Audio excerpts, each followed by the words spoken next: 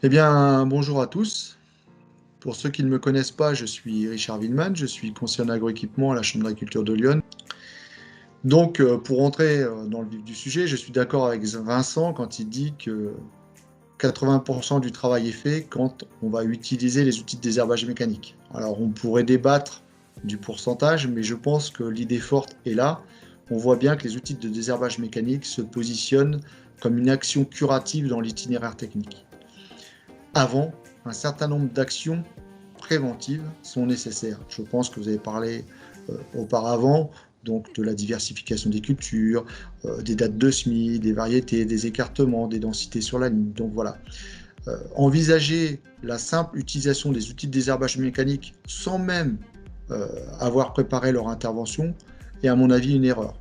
Le risque, c'est que le résultat soit partiel ou décevant.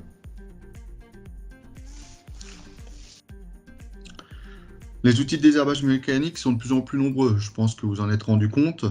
Ils sont aussi de plus en plus sophistiqués. Cela tient en fait à l'innovation qui est permanente. Chacun de ces outils se caractérise par des utilisations précises et parfois complémentaires. C'est important à comprendre. On trouve d'abord les outils d'intervention précoce. Ils sont au nombre de 3. On peut citer la RC-trille, la houe rotative et enfin le dernier outil apparu, la rotoétrille ou étrille rotative, ce qui est exactement la même chose. Ces outils interviennent très tôt dans l'itinéraire technique sur des stades d'adventisme jeunes. C'est pour ça qu'on utilise le terme d'outil d'intervention précoce. Quand on dit stade d'adventisme jeune, on est sur un stade fil blanc à cotylédon. On peut aussi les utiliser en fausse mie pour provoquer la levée des adventices. Ces outils travaillent en plein, c'est-à-dire sur la totalité de la surface. Si on rentre plus précisément dans les principes de fonctionnement, le premier outil, la RC-trille. Donc la RC-trille, c'est un outil qui est assez simple de conception, constitué de panneaux articulés et indépendants sur lesquels sont montées des dents longues et souples. Au travail, la vibration de ces dents déracine les jeunes plantules. La houe rotative, elle, est constituée de roues étoilées portant des dents en forme de cuillère. Au travail, elle frappe le sol à haute vitesse et soulève les premiers centimètres de sol, mettant à nu les jeunes plantules. Enfin, la rotoétrille, elle, est composée de disques indépendants auto-animés qui portent des pics d'acier. Ces disques indépendants présentent un angle par rapport au sens de l'avancement. Au travail, les pics d'acier pénètrent le sol et ressortent en arrachant les jeunes plantules. Donc on voit que pour ces 3 outils, on a un mode de fonctionnement qui reste à peu près sur le même créneau. Jeunes plantules, arrachement. Voilà. D'où le terme outil d'intervention précoce. Alors maintenant, quels sont les différents critères de choix ? C'est difficile d'être exhaustif, mais néanmoins, il y a des choses qui me paraissent assez incontournables. Le premier critère de choix, pour moi, c'est la largeur de travail. Il ne faut pas oublier qu'on travaille par arrachement sur des jeunes plantules, je vous ai expliqué juste avant. Donc ce qu'il faut absolument éviter, c'est les zones de roulement. Pourquoi les zones de roulement ? Parce que c'est des zones sur lesquelles on va plomber les adventices et les rendre finalement plus résistantes à l'arrachement. C'est des zones qui sont de salissement importantes.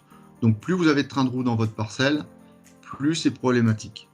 Donc une machine assez large, c'est pour moi incontournable.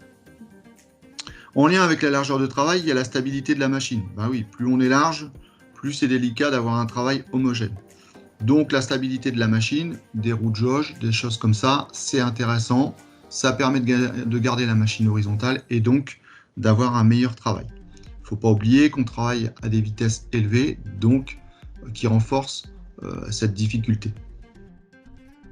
Autre critère de choix, pour moi, c'est le réglage, et le réglage à 2 niveaux, c'est-à-dire la facilité de réglage, mais aussi les possibilités de réglage. Il ne faut pas oublier qu'on est sur des outils qui ont des fenêtres d'intervention qui sont réduites à cause des conditions pédoclimatiques ou des stades d'intervention sur la culture ou l'adventice. On peut se dire que ça nous emmène environ vers 15 jours par an. Toutes les machines n'ont pas la même polyvalence. La houe rotative est sûrement un petit peu plus polyvalente que les autres outils. Mais globalement, on est sur une quinzaine de jours par an. Donc vous voyez que c'est une fenêtre d'intervention assez réduite. Et même si on a des outils avec des débits de chantier qui sont élevés, la grande largeur et vitesse élevée de travail, on a quand même besoin de gagner du temps. Et gagner du temps, ce n'est pas toujours gagner du temps dans la parcelle. Gagner du temps au réglage, parce qu'on a un réglage centralisé ou parce qu'on a des repères, ça me paraît important. On arrive dans la parcelle, on est tout de suite efficace. Par ailleurs, les parcelles sont aussi de plus en plus grandes, donc quand on dit plus en plus grandes, on a un risque important d'avoir des types de sols différents. Donc avoir un réglage centralisé, c'est avoir une capacité de s'adapter et de moduler le travail de l'outil. Vous avez plusieurs marques qui proposent donc ces réglages centralisés, donc elles peuvent se faire aussi dent par dent. Mon avis par rapport à cette question-là, c'est que les réglages doivent rester simples. S'ils sont trop compliqués, vous ne les ferez pas et du coup, on ne se sert pas de quelque chose qui a forcément un coup derrière. Donc, il faut quand même rester sur des choses qui soient très pratiques. Autre exemple, la rotoétrille ou l'étrille rotative. Aujourd'hui, on peut vous proposer un réglage de l'inclinaison des étoiles de 0 à 30 degrés pour certaines marques. Faut-il encore savoir ce que ça induit et donc est-ce qu'on a une grande différence? Est-ce que ça change radicalement le travail de la machine?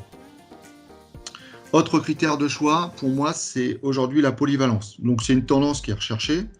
En gros, tout le monde cherche à augmenter l'utilisation de l'outil.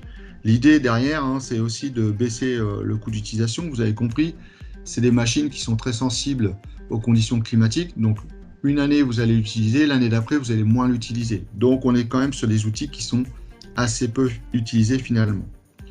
Et puis, autre idée, c'est de tirer profit de ses capacités. On a quand même des débits de chantier qui sont importants et on a des caractéristiques de travail qui peuvent être intéressantes. Le seul bémol par rapport à ça, c'est ne pas oublier votre objectif initial. Si votre objectif initial, c'est de désherber, il faut toujours l'avoir en tête. Quand vous allez ajouter quelque chose sur la machine ou faire d'autres activités, vous pouvez dégrader cet objectif. L'exemple le plus frappant, c'est celui de la herséterie qu'on voudrait utiliser à la fois pour désherber, à la fois sur prairie, pour émousser, etc. Où finalement, on va peut-être choisir un diamètre de dent qui va être un petit peu plus fort. Si le diamètre de dent est un petit peu plus fort, ça veut dire moins de souplesse, moins de vibration et globalement un travail de désherbage qui est plus difficile à régler. Donc avoir ça en tête.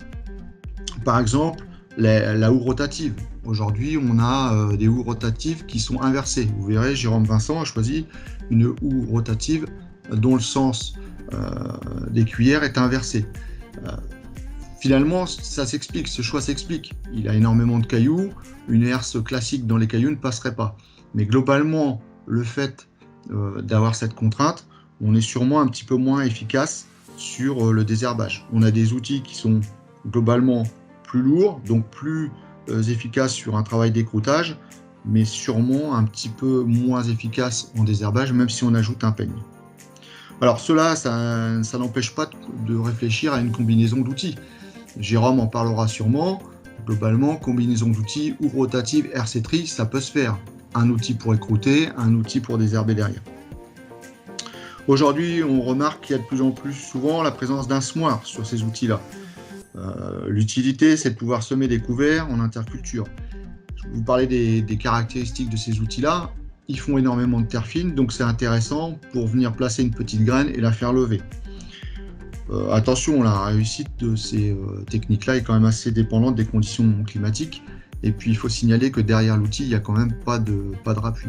Après, on trouve d'autres utilisations qui sont un petit peu marginales. Des faux semis en interculture, des gens qui utilisent ces outils-là, par exemple, pour détruire les limaces quand elles sont sorties, provoquer des blessures à des vitesses élevées. Donc voilà, c'est des utilisations qui sont un petit peu plus marginales, mais globalement, on a une recherche de polyvalence de ces outils-là. Enfin, les équipements, j'en ai dit deux mots rapidement. Aujourd'hui, on trouve des houes rotatives, par exemple, avec des peignes pour terminer le travail derrière. Voilà ce qu'on pouvait dire sur ces outils-là.